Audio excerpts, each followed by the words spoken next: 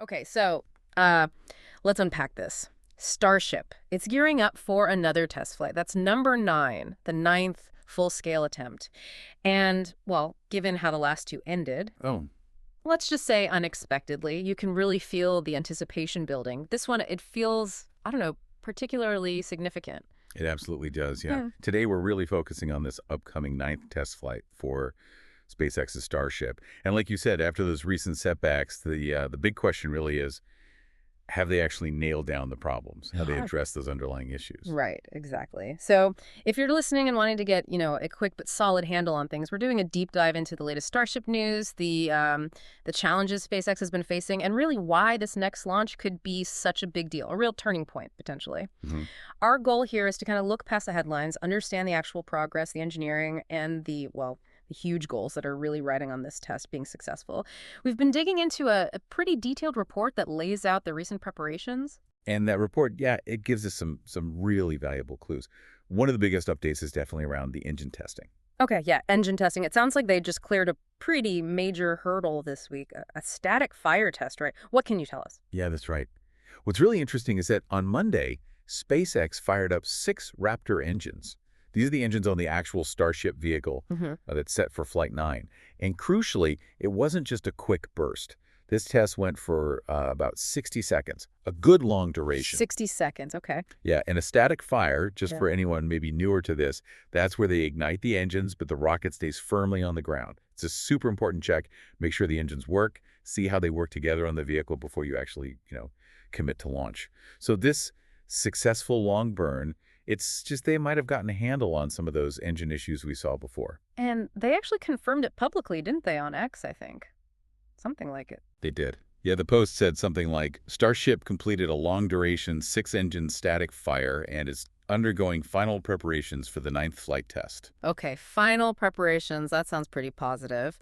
So, the big question then, when might we actually see this thing fly? Well, if you connect that static fire success with the maritime warnings, Mm, the notices for ships to clear the area in the Gulf of Mexico, the report suggests a potential launch date, maybe as early as next Wednesday. That's May 21st. next Wednesday. Okay. Yeah, and the window, the potential launch time, looks like it opens around 6:30 p.m. local time there in South Texas. Right. So for folks on the East Coast, that's 7:30 p.m. Eastern, Yeah.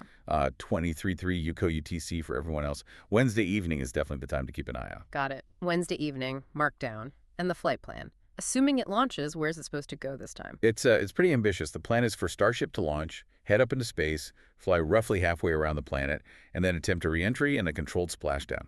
Target zone is the Indian Ocean. Halfway around the world. Wow. Okay. Yeah, so that kind of long flight, hitting that specific splashdown zone, that's a huge test of the whole system. Its endurance, its navigation, everything. Now, something else that jumped out from the report was about the booster, the Super Heavy. This isn't just any booster they're using, right? That's absolutely right. The Super Heavy for Flight 9, it's special.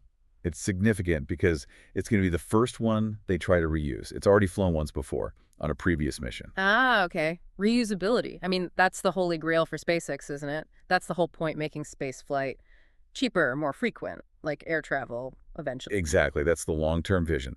Get both the Super Heavy booster and the Starship upper stage landing and flying again quickly, like you said, like airplanes.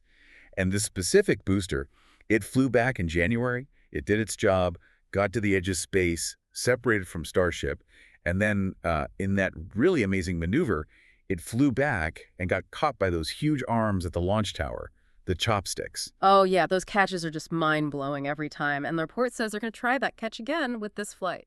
Yep, that's the plan. Try to catch the Super Heavy again after it separates. If they can repeat that successfully, it's another massive proof point for their whole reusability concept. What are the sort of main challenges there? I mean, repeating something that complex. Oh, immense challenges. Yeah. The precision needed is just incredible. You've got this massive booster coming down, potentially after a rough ride through the atmosphere. It needs to guide itself perfectly to be grabbed by those arms. It requires pinpoint accuracy from the guidance systems, the control surfaces, everything working just right. All right, so reusing the booster is huge, but the report also really stresses that this Flight 9, it's about getting the whole program back on track. Mm-hmm. What exactly went wrong with those last two flights, Flight 7 and 8? All right, that's a really crucial point. The last 2 test flights, they both ended early. abruptly. The problem both times was with the upper stage, the Starship vehicle itself.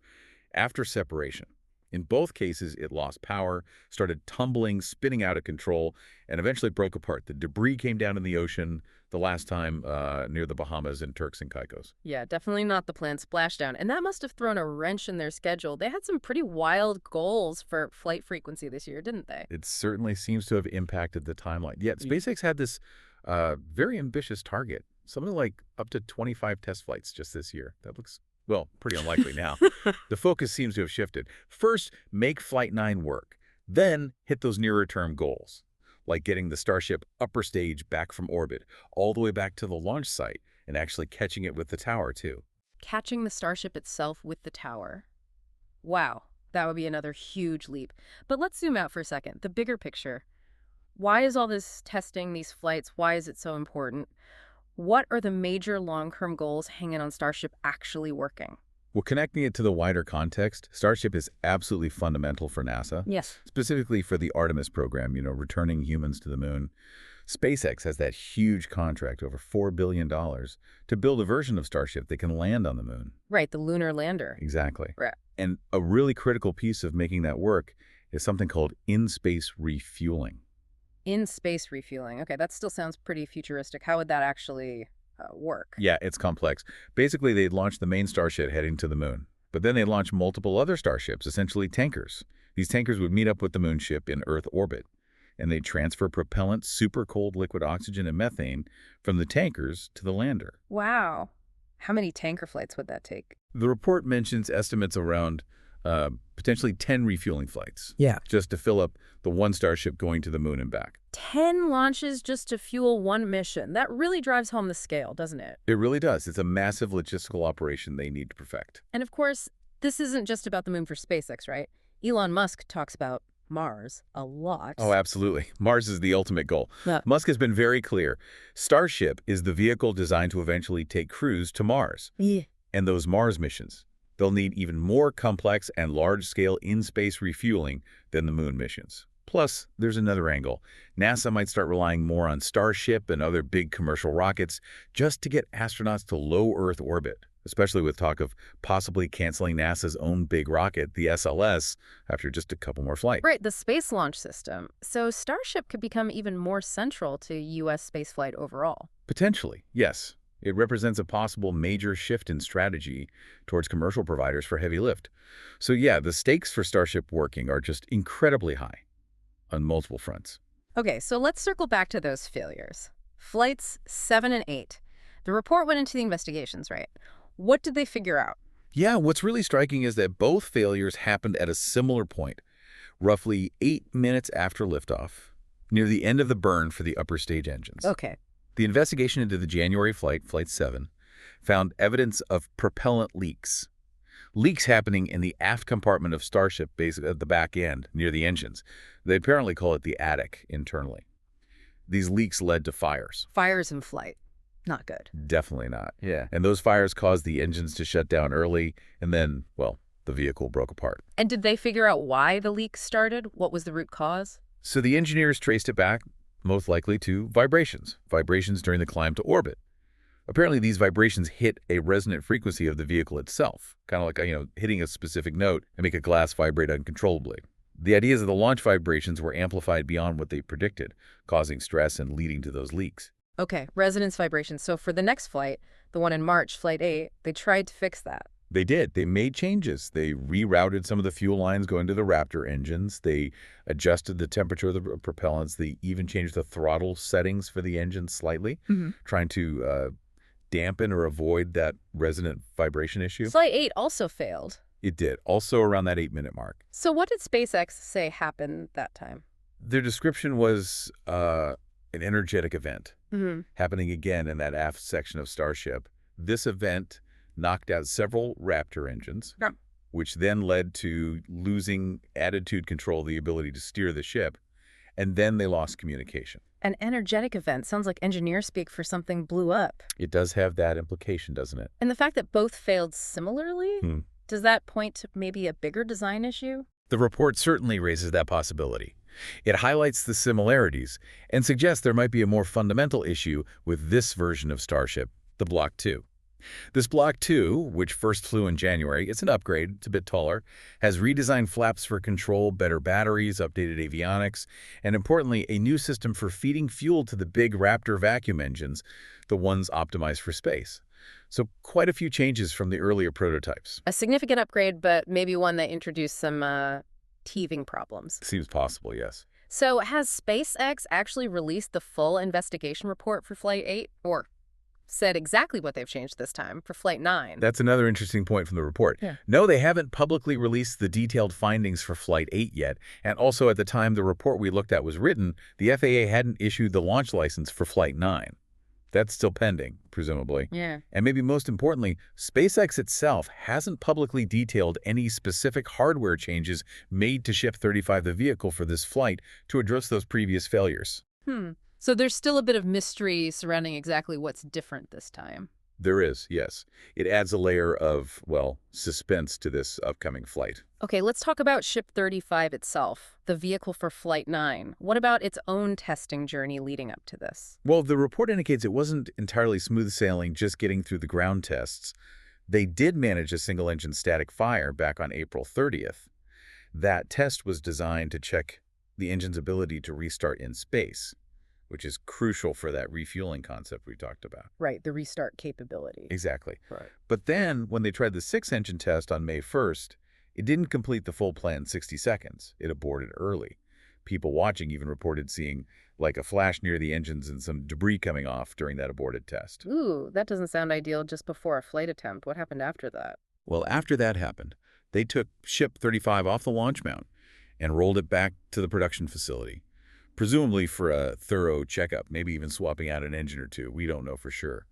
Then it came back out to the launch site over the weekend, and then they finally achieved that successful, full-duration, six-engine static fire on Monday. Okay, so a bit of a drama getting that final engine test done. It seems that way, yeah. A bit of a journey just to get the green light from the static fire. So what's left now? What are the final steps happening at Starbase down in Texas? The report suggests the last main tasks probably involve loading things into the payload bay, likely mock-ups of Starlink satellites. They want to test the dispenser mechanism on this flight. That's how Starship might eventually deploy satellite constellations. Ah, testing the payload deployer.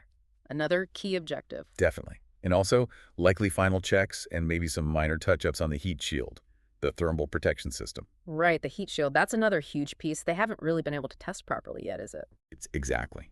Beyond just making it through ascent this time, a massive goal for Flight 9 is testing that heat shield during re-entry and testing the satellite deployer. The last two flights, because they failed before re-entry, SpaceX got basically zero data on how well those systems work under real flight conditions. And that heat shield, it's got to withstand insane temperatures coming back through the atmosphere, up to 2,600 degrees Fahrenheit, roughly 1,400 Celsius.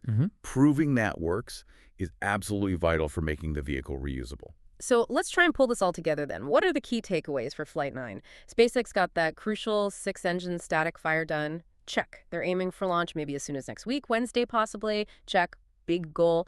Get the program back on solid ground after the last two upper stage failures. Absolutely. That's probably objective number one. And on top of that, they're attempting the first reuse of a super heavy booster with that tower catch, and finally get some real data on how the upgraded heat shield performs during a re-entry, and test out the Starlink deployment system. Precisely.